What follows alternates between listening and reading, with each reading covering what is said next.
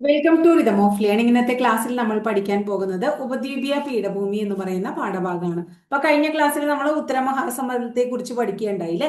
അപ്പൊ ഉപദ്വീപീയ പീഠഭൂമി എന്താണെന്നും ഉപദ്വീപീയ പീഠഭൂമിയുടെ ഭൗതിക സവിശേഷതകൾ ഇപ്പോ എക്സാമ്പിൾ നമ്മളോട് ചോദിക്കാറുണ്ട്. ചോട്ടാ നാഗ്പൂർ പീഠഭൂമി, മാൾവ പീഠഭൂമി, ആരവല്ലി, അതുപോലെ വിന്ധ്യ സത്പുര, അത്തരം കാര്യങ്ങളൊക്കെയാണ് ഇന്നത്തെ ക്ലാസ്സിൽ പഠിക്കുന്നത് കേട്ടോ. അപ്പൊ ആദ്യത്തെ ഭാഗം എന്ന് പറയുന്നത് എന്താണ്? തുടക്കം തന്നെ എന്താ നമ്മൾ പഠിക്കണേ? എന്താണ് ഉപദ്വീപീയ പീഠഭൂമി അല്ലെ? ഉപദ്വീപീയ പീഠഭൂമിയെ കുറിച്ച് പഠിക്കാം. അപ്പൊ ഉപദ്വീപീയ പീഠഭൂമി എന്ന് പറയുന്നത് ഇന്ത്യയിലെ ഏറ്റവും പഴക്കമേറിയ ഭൂവിഭാഗമാണ്. അപ്പൊ അതാണ് ഏറ്റവും പ്രധാനപ്പെട്ട ഒരു ചോദ്യം എന്ന് പറയുന്നത്.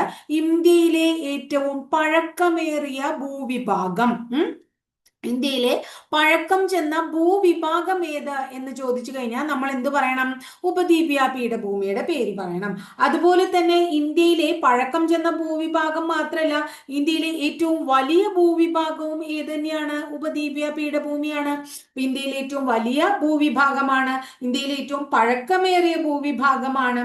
അതുപോലെ തന്നെ ഉറപ്പേറിയ ശിലകളാൽ നിർമ്മിതമായ ഭൂവിഭാഗമാണ്. അതായത് നല്ല ഉറപ്പുള്ള ശിലകൾ കൊണ്ട് നിർമ്മിച്ച ഭൂവിഭാഗമാണ്. ധാതുക്കളുടെ കലവറ എന്നറിയപ്പെടുന്ന ഭൂവിഭാഗമാണ്. ധാതുക്കളുടെ കലവറ എന്നും അറിയപ്പെടുന്നു. അപ്പൊ ഉപദ്വീപീയ പീഠഭൂമി ഇന്ത്യയിലെ പഴക്കം ചെന്ന ഭൂവിഭാഗമാണ്, ഇന്ത്യയിലെ ഏറ്റവും വലിയ ഭൂവിഭാഗമാണ്, കടുപ്പമുള്ള ശിലകൾ കൊണ്ട് നിർമ്മിച്ചതാണ്, ധാതുക്കളുടെ കലവറ എന്ന് അറിയപ്പെടുന്നു. ഉപദ്വീപീയ പീഠഭൂമിയിലെ ഏറ്റവും ഉയരം കൂടിയ കൊടുമുടി ഏതാണ്? ഉപദ്വീപീയ പീഠഭൂമിയിലെ നമ്മൾ പഠിച്ചിട്ടുണ്ടല്ലോ.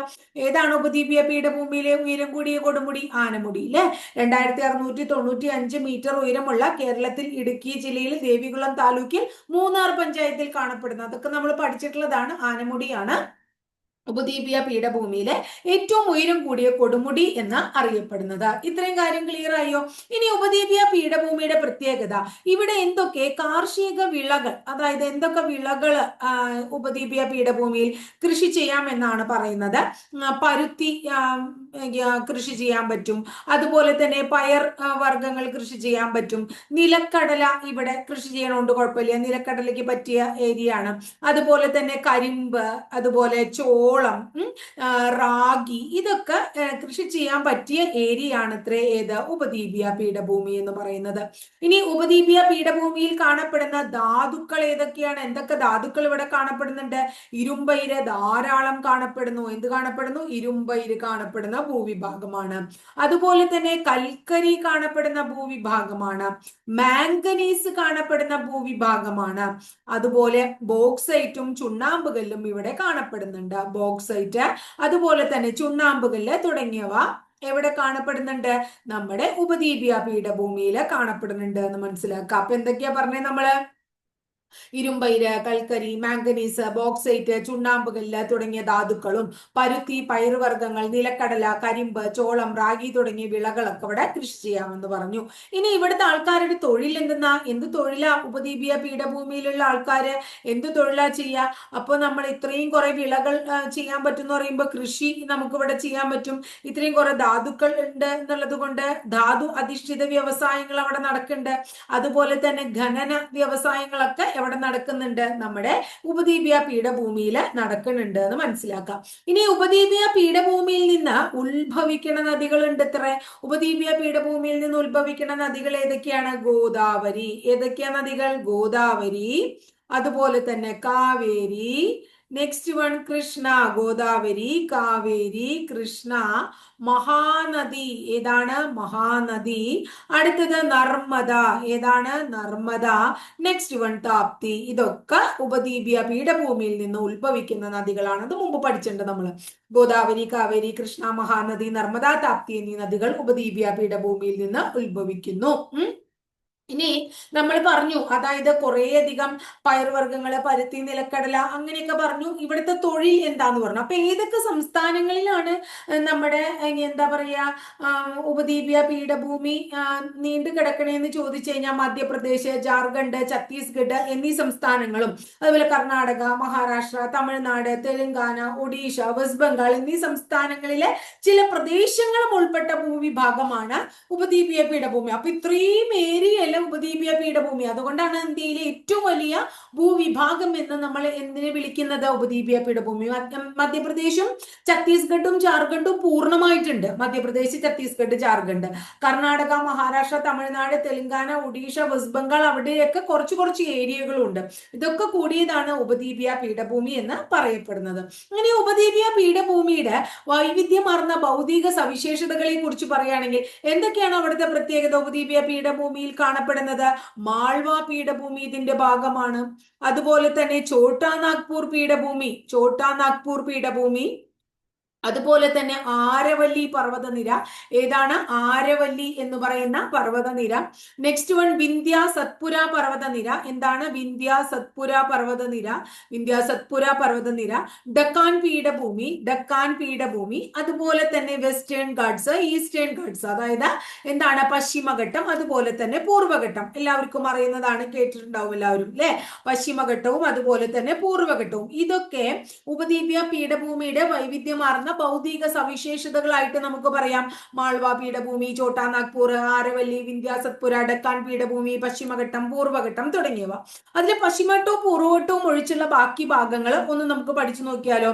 ആദ്യത്തേത് എന്താണ്? മാൾവ പീഠഭൂമിയാണ്. കുറച്ച് കാര്യങ്ങളേ ഉള്ളൂ മാൾവ പീഠഭൂമിയൊക്കെ.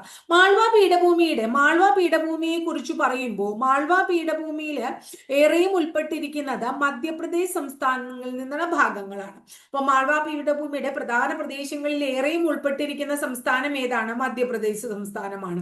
ഇത് വിന്ധ്യ മലനിരകൾക്കും ആരവല്ലി മലനിരകൾക്കും ഇടയിൽ സ്ഥിതി ചെയ്യുന്നു. അപ്പോ വിന്ധ്യ എന്ന് പറയുന്ന മലനിരയ്ക്കും ആരവല്ലി എന്ന് പറയുന്ന മലനിരയ്ക്കും ഇടയിൽ സ്ഥിതി ചെയ്യുന്നതാണ് മാൾവ പീഠഭൂമി. അപ്പൊ മാൾവ പീഠഭൂമി മധ്യപ്രദേശിലാണ്. വിന്ധ്യ, ആരവല്ലി മലനിരകൾക്ക് ഇടയിൽ സ്ഥിതി ചെയ്യുന്നു. ഇനി അടുത്ത പീഠഭൂമിയുടെ പേര് ഛോട്ടാ നാഗ്പൂർ പീഠഭൂമി എന്നാണ്. ഈ ഛോട്ടാ നാഗ്പൂർ പീഠഭൂമിയെ കുറിച്ച് പഠിക്കുകയാണെങ്കിൽ ഛോട്ടാ നാഗ്പൂർ പീഠഭൂമി നമ്മൾ മൊത്തത്തില് ഉപദ്വീപീയ പീഠഭൂമിയെ ഇന്ത്യയുടെ ധാതുക്കലവറ എന്ന് വിളിക്കില്ലേ? അതുപോലെ തന്നെ ഛോട്ടാ നാഗ്പൂർ പീഠഭൂമി ധാതുക്കലവറ എന്നറിയപ്പെടുന്നു. അപ്പോ നമ്മുടെ ഉപദ്വീപീയ പീഠഭൂമി തന്നിട്ടില്ലെങ്കിൽ ഛോട്ടാ നാഗ്പൂർ നമുക്ക് ഉത്തരം എഴുതാം. എന്ത്? ഇന്ത്യയുടെ ധാതുക്കലവറ എന്ന് പറയുന്നത് ഛോട്ടാ നാഗ്പൂർ പീഠഭൂമിയാണ്. ഛോട്ടാ നാഗ്പൂർ പീഠഭൂമി വ്യാപിച്ചിരിക്കുന്ന സംസ്ഥാനങ്ങളൊന്ന് പഠിച്ചു വെച്ചേ നിങ്ങൾ. ജാർഖണ്ഡ് ഉണ്ട്, അതുപോലെ തന്നെ വെസ്റ്റ് ബംഗാൾ ഉണ്ട്, പിന്നെ ബീഹാർ സംസ്ഥാനത്തിലുണ്ട്, അതുപോലെ തന്നെ ഒഡീഷയിലുണ്ട്. എവിടെയാണ്? ഒഡീഷയിലുണ്ട്, ഛത്തീസ്ഗഡ് ഉണ്ട്. ഒഡീഷയുണ്ട്, ഛത്തീസ്ഗഡ് ഉണ്ട്. ഇവിടെയൊക്കെ എന്ത് വ്യാപിച്ചു കിടക്കുകയാണ്? ഛോട്ടാ നാഗ്പൂർ പീഠഭൂമി വ്യാപിച്ചു കിടക്കുകയാണ്. ഛോട്ടാ നാഗ്പൂർ പീഠഭൂമിയിലൂടെ ഒഴുകുന്ന പ്രധാന നദിയാണ് ദാമോദർ എന്ന് പറയുന്ന നദി. ഛോട്ടാ നാഗ്പൂർ പീഠഭൂമിയിലൂടെ ഏത് നദി ഒഴുകുന്നു? ദാമോദർ. അപ്പൊ ഛോട്ടാ നാഗ്പൂർ ഇന്ത്യയുടെ ധാതുക്കലവറയാണ്. ജാർഖണ്ഡ്, വെസ്റ്റ് ബംഗാൾ, ബീഹാർ, ഒഡീഷ, ഛത്തീസ്ഗഡ് എന്നീ സംസ്ഥാനങ്ങളിൽ വ്യാപിച്ചു കിടക്കുന്നു. ദാമോദർ എന്ന് പറയുന്ന നദി അതിലൂടെ ഒഴുകുന്നു.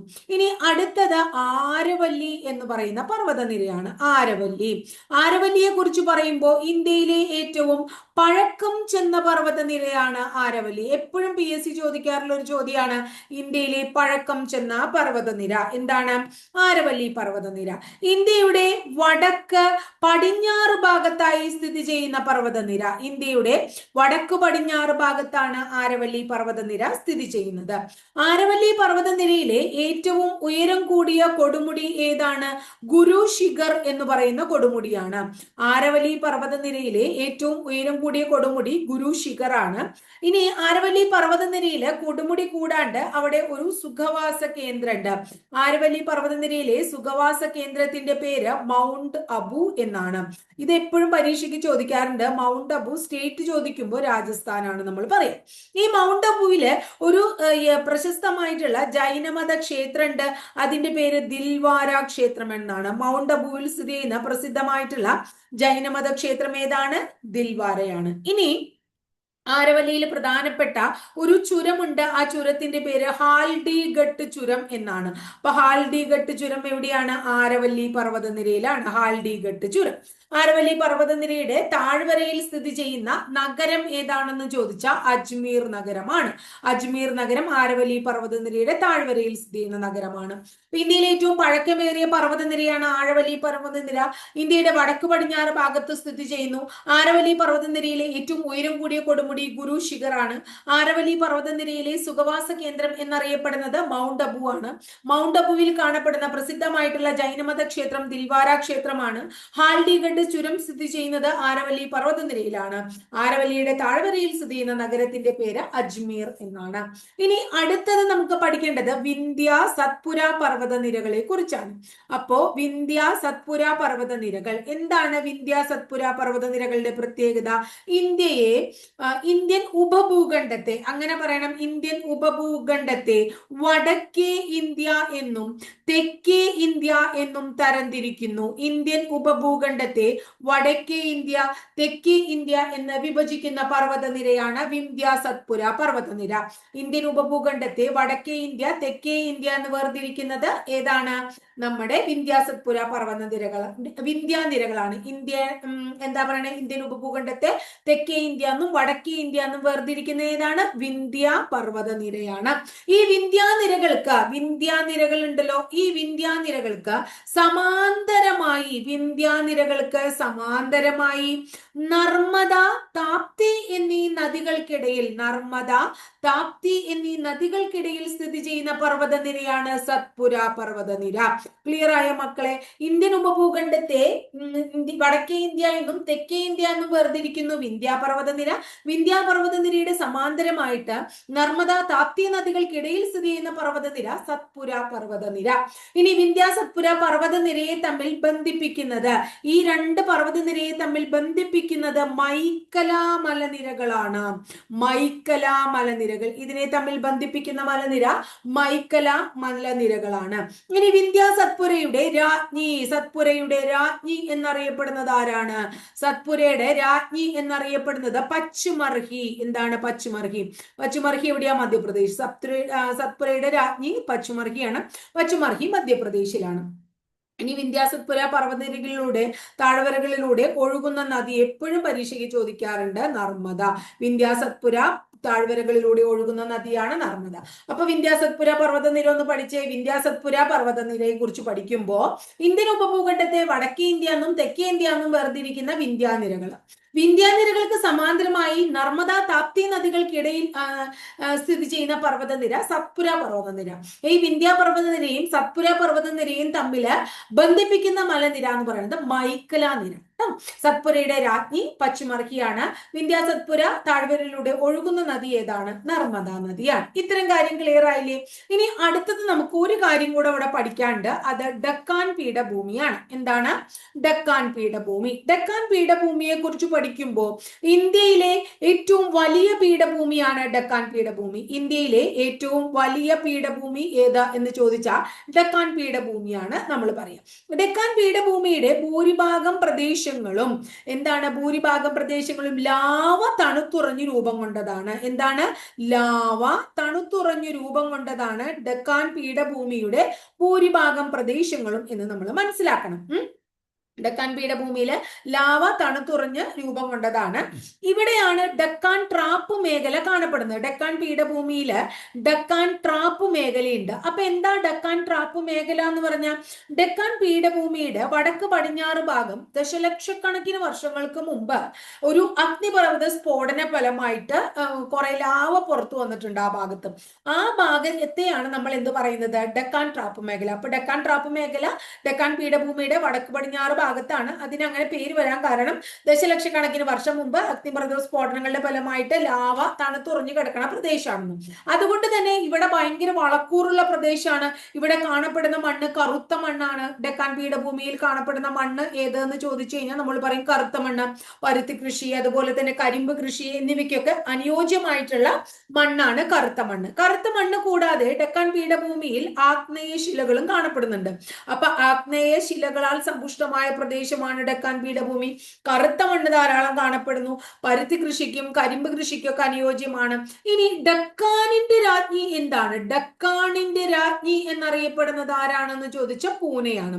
ഡക്കാണിന്റെ രാജ്ഞി എന്നറിയപ്പെടുന്നത് ആരാണ്? പൂനെയാണ്. പൂനെ പട്ടണത്തെയാണ് ഡക്കാനിന്റെ രാജ്ഞി എന്ന് പറയുന്നത്. നമ്മൾ നേരത്തെ പറഞ്ഞു സൗരിയുടെ രാജ്ഞി മധ്യപ്രദേശിലെ പച്ചുമർഹിയാണെങ്കിൽ ഡക്കാനിന്റെ രാജ്ഞി മഹാരാഷ്ട്രയിലെ പൂനെയാണ്.